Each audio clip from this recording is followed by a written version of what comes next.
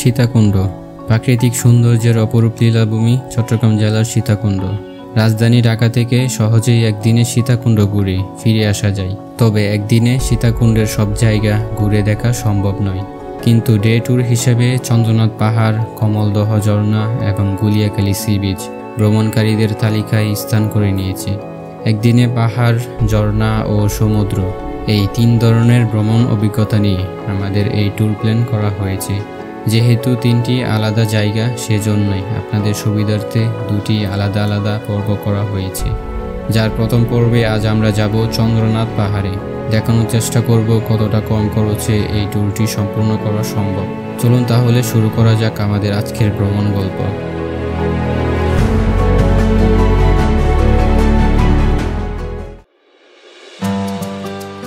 আমাদের এবারে যাত্রা শুরু হতে যাচ্ছে ঢাকার আরামবাগ থেকে।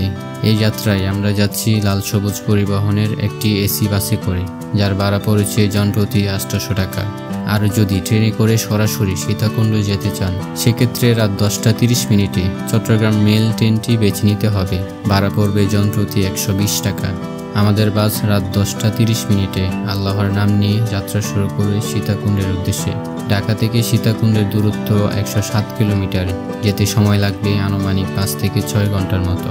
রাত 2টায় কুমিল্লার জমজম রেস্টুরেন্টে 20 মিনিটে যাত্রা বিরতি দেয় আমাদের বাস। যাত্রা বিরতি হোটেলগুলোতে খাবারের দাম তুলনামূলকভাবে একটু বেশি হয়ে থাকে, তাই খাবার অর্ডার করার আগে তার দাম সম্পর্কে অবশ্যই জেনে নেবেন। 20 মিনিটের যাত্রা বিরতি শেষে আমাদের বাস আবারও যাত্রা শুরু করে সীতাকুণ্ডের উদ্দেশ্যে।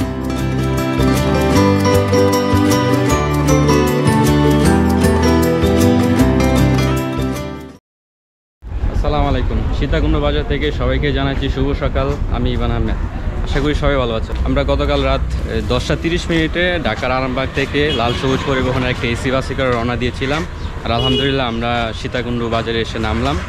তো আমরা এখান থেকে এখন সকালে নাস্তা করব। নাস্তা সেরে আমাদের সিএনজিতে করে আমরা সরাসরি চলে যাব সীতাকুণ্ড পাহাড়ের অভিযানে। আর আমার এই ট্যুরের সাথে হচ্ছে আরিফ ভাই একমাত্র। আর আপনারা যারা ঢাকা থেকে বাসে করে আসবেন, আপনাদেরকে কিন্তু এই ব্রিজটার উপরে নামিয়ে দেবে। ব্রিজটা ওই দিক দিয়ে আপনারা এটাই বাজারে আসবেন। সিএনজিগুলো দেখতে পাচ্ছেন, এই সিএনজিগুলোতে 20 টাকা ভাড়া করে আপনারা ওই সরাসরি চন্দ্রনাথ পাহাড়ে চলে যেতে পারবেন। তো চলেন আমরা এখন সকালে নাস্তাটা করি। নাস্তা করে আমরা চন্দ্রনাথ পাহাড়ের উদ্দেশ্যে রওনা দিব। চন্দ্রনাথ পাহাড়ের ভাড়া কত এখান থেকে? জনপ্রতি 20 টাকা করে। সীতাকুণ্ড বাজার থেকে সকালের নাস্তার পর্ব সেরে জনপ্রতি 20 টাকায় সিএনজি করে আমরা রওনা দিয়েছি চন্দ্রনাথ পাহাড়ের উদ্দেশ্যে। পাহাড়ে যেতে সময় লাগবে প্রায় 15 মিনিটের মতো।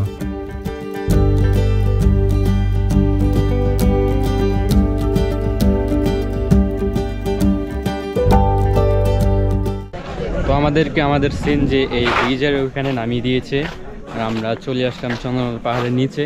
আপনারা আসলে আপনাদেরকে এই ব্রিজের গোড়া নামিয়ে দিবে। আর এখানে অসংখ্য লাঠি পাওয়া যায় পাহাড়ে ট্রেকিংয়ের জন্য। আপনারা এই লাঠিগুলো নিয়ে নেবেন। এটা পাহাড়ে ট্রেকিংয়ের জন্য অনেক উপকারী। আর পাহাড়ের যে রাস্তাটা দেখতে পাচ্ছেন, এই রাস্তাটা আমরা কিছু দূর সামনে যাব, মানে সেখান থেকে চন্দ্রনাথ পাহাড়ের মূল ট্রেকিং শুরু হবে। আগে ছিল ভাই, এখন 10 টাকার দাম বাড়তি ভাই। সব কিছুর দাম বাড়তি ভাইয়া।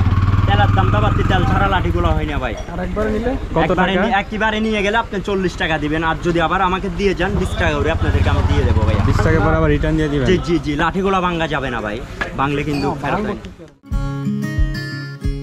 সিএনজি আপনাদেরকে যেখানে নামিয়ে দেবে সেখান থেকে সামনে তাকালেই দেখতে পারবেন চন্দ্রনাথ পাহাড়। পাহাড়ে ওঠার সময় এই লাঠি ভাড়া নিতে পারেন, যার ভাড়া পড়বে 20 টাকা। কিন্তু প্রথমে আপনাকে 40 টাকা দিতে হবে এবং পাহাড় থেকে নেমে এই লাঠি অক্ষত অবস্থায় ফেরত দিলে 20 টাকা ফেরত দেওয়া হবে।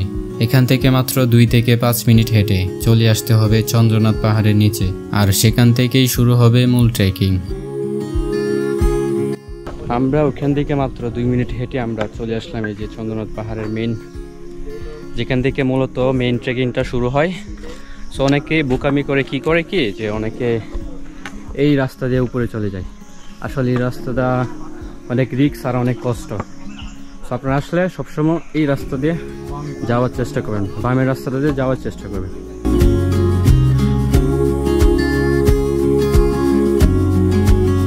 তো আমরা প্রায় 10 মিনিটের মতো হেঁটে এখানে কিছু দোকানপাট পেলাম।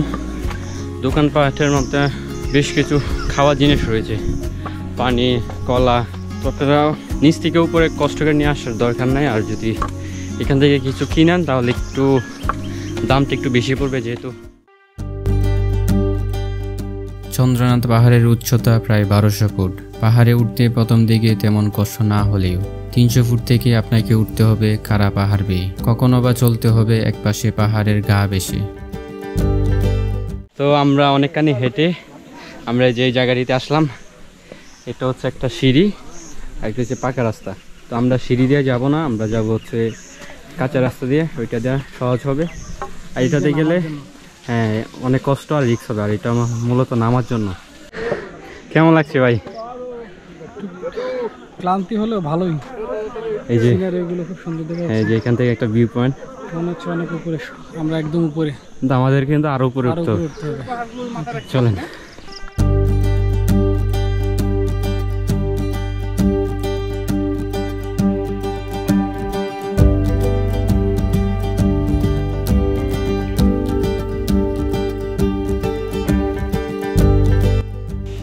আপনার এই চন্দ্রনাথ পাহাড়ে ওঠার সময় বেশ কিছু ভিউ পয়েন্ট পাবেন। সেখান থেকে নিচে তাকালে আপনার মন জুড়িয়ে যাবে। এত সুন্দর দৃশ্য, আল্লাহর সৃষ্টি কত সুন্দর, এটা আপনাকে দেখতে হলে অবশ্যই আপনাকে ঘর থেকে বের হতে হবে। আর আপনারা যারা অ্যাডভেঞ্চার প্রেমিক আছেন তারা অবশ্যই সীতাকুণ্ড চন্দ্রনাথ পাহাড়ে আসবেন, পাহাড় জয় করবেন। আমরা প্রায় 1 ঘন্টার মতো উঠলাম। আমরা এখনো প্রথম মন্দিরে ওইখানে যেতে পারি নাই, আমরা চলে আসছি কাছাকাছি।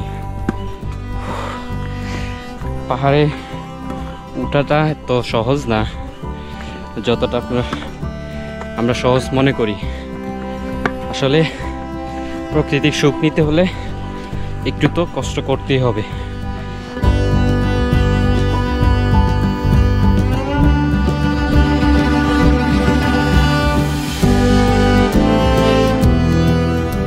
প্রায় 1 থেকে 1.5 ঘন্টার ট্রেকিংয়ের পর দেখা মিলবে শ্রী শ্রী বিরূপাক্ষ মন্দিরে। প্রতি বছর এই মন্দিরে শিব রাক্ষীর বিশেষ পূজা হয়। আমরা প্রায় প্রথম মন্দিরে চলে আসলাম। এই যে এটা হচ্ছে প্রথম মন্দির, আর ওইখানে হচ্ছে বড় মন্দিরটা। চলে আসলাম প্রথম মন্দিরে। এটা হচ্ছে ছোট মন্দির। ছোট মন্দিরে কিছুক্ষণ বিশ্রাম নিয়ে আমরা আবার এই যে বড় মন্দিরে যাওয়ার জন্য রওনা দিয়ে দিয়েছি। বিরূপাক্ষ মন্দির থেকে 150 ফুট দূরে রয়েছে চন্দ্রনাথ মন্দির, যা চন্দ্রনাথ পাহাড়ে অবস্থিত। 150 ফুট রাস্তার প্রায় 100 ফুটই আপনাকে উঠতে হবে কারা পাহাড় বেয়ে, যেখানে নিজেকে সামনে রাখা অনেক কঠিন হয়ে দাঁড়ায়। সীতাকুণ্ডে পাহাড়ে ওঠার সময় আপনারা বেশ কিছু দোকান দেখতে পারবেন, যেখানে আপনারা পানি, লেবু শরবত পেয়ে যাবেন।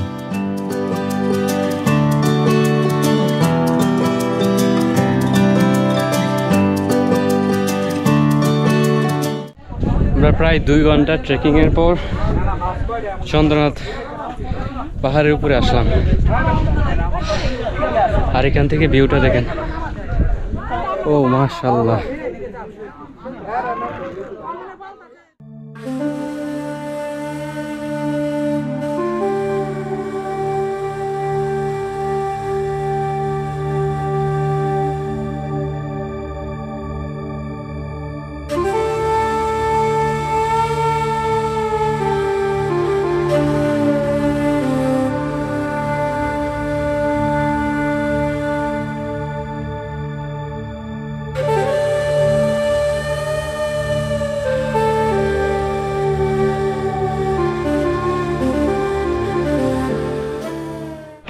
আসলে আপনি যখন চন্দ্রনাথ পাহাড়ে উঠবেন তখন অনেক কষ্ট লাগবে, স্বাভাবিক। যখন আপনি চন্দ্রনাথ পাহাড় থেকে যখন নিচের দৃশ্যটা দেখবেন তখন আপনার কাছে কষ্টের চেয়ে স্বস্তিটা বেশি লাগবে। তো আরিফ ভাই, আমরা এত কষ্ট করে এই চন্দ্রনাথ পাহাড়ে চূড়ায় আসলাম, আপনার কি মনে হচ্ছে? প্রথমে ভাবলাম যে এত উপরে যাব, কষ্ট হবে বা এত উপরে কিভাবে উঠবো, ভয় লাগতেছিল। তো ওঠার সময় একটু পর পর উঠে দেখি যে খুব ভালো লাগছে, নিচ দেখা যাচ্ছে অনেক কিছু, আবার ছোট বাচ্চারাও উঠতেছে, ইভেন মহিলারা উঠতেছে, কিন্তু বয়স্করা উঠতেছে। তো একটু সাহস নিয়ে তাদেরকে দেখে দেখে উঠলাম। ফাইনালি উঠে এই যে এই ভিউ দেখে খুবই ভালো লাগছে। মানে এই যে দূরে মেঘ দেখা যাচ্ছে। হ্যাঁ, মানে আসলে না উঠলে বোঝা যাবে না। মূলত এখন মনে হচ্ছে যে কষ্ট করে উঠে সার্থকতা, মানে সার্থক। চন্দ্রনাথ পাহাড়ের চূড়ায় দাঁড়িয়ে দেখতে পারবেন একদিকে সমুদ্র আর অন্যদিকে পাহাড়ের নির্জনতা। মুগ্ধ হয়ে তাকিয়ে থাকবেন উঁচু নিচু সবুজ পাহাড়ের দিকে, যেদিকেই তাকাবেন সবুজ আর সবুজের সমারোহ। এই জন্য হয়তো কবি বলেছেন, সবুজ শ্যামলে ভরা বাংলাদেশ, যাহার রূপে নাইকো শেষ। এমন এক দৃশ্য আপনাকে উপভোগ করার সুযোগ করে দিবে এই চন্দ্রনাথ পাহাড়।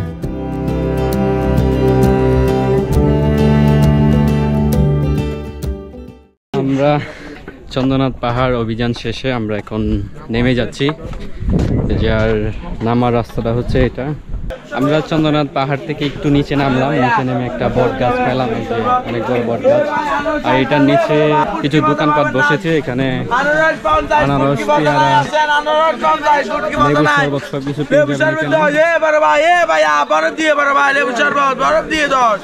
পাহাড় মন্দির দেখে আসবেন। এখানে এই যে বট গাছের এখানে দোকানপাট আছে। ওই দিক দিয়ে সিএনজিতে যাওয়ার, ইকো পার্কে যাওয়ার রাস্তা। আর এটা হচ্ছে মূলত আমাদের নামার রাস্তা। আমরা এখান দিয়ে নামবো এখন।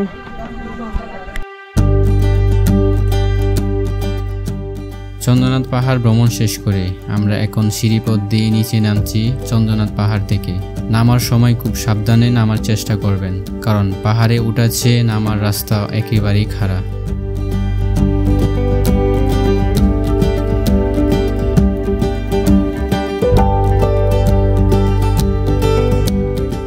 আমাদের সাথে সীতাকুণ্ড থেকে, চিটাগং থেকে আরও কয়েকজন এড হবে। আমরা রূপসী ঝর্ণাতে যাব ওনাদের সাথে। ওনারা চিটাগং থেকে আসতেছে, তো আমরা সীতাকুণ্ড বাজারে গিয়ে ওনাদের সাথে অ্যাড হব। আসলে চন্দ্রনাথ পাহাড়ে উঠাটা যতটা কষ্ট, নামাটাও আরও বেশি কষ্ট। এই যে কি উঁচু উঁচু সিঁড়ি, এই যে দেখেন।